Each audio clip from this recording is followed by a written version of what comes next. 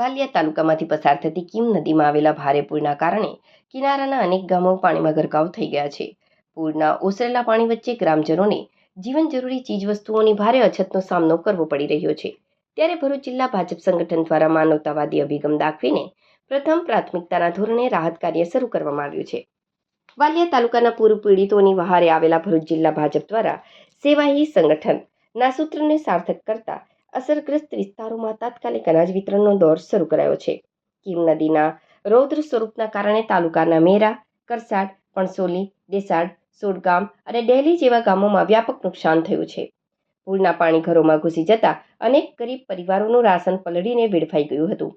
આ કપરી પરિસ્થિતિમાં કોઈ પરિવાર ભૂખ્યો ન રહે તે માટે ભાજપ સંગઠને સ્થળ પર પહોંચીને કુલ 450 જેટલી અનાજ અને રાશન કીટનું વિતરણ કર્યું હતું.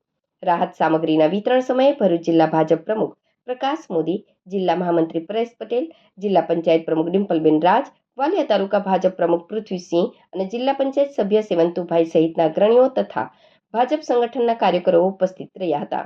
જે સમયે પૂરના પાણીથી ઘેરાયેલા ગ્રામજનો માટે ક્યાંય જવું મુશ્કેલ હતું તેવા સમયે જ ભાજપનું સંગઠન સીધું તેમની વચ્ચે પહોંચી જતા પૂર પીડિત પરિવારોમાં આશાનું કિરણ જાગ્યું હતું.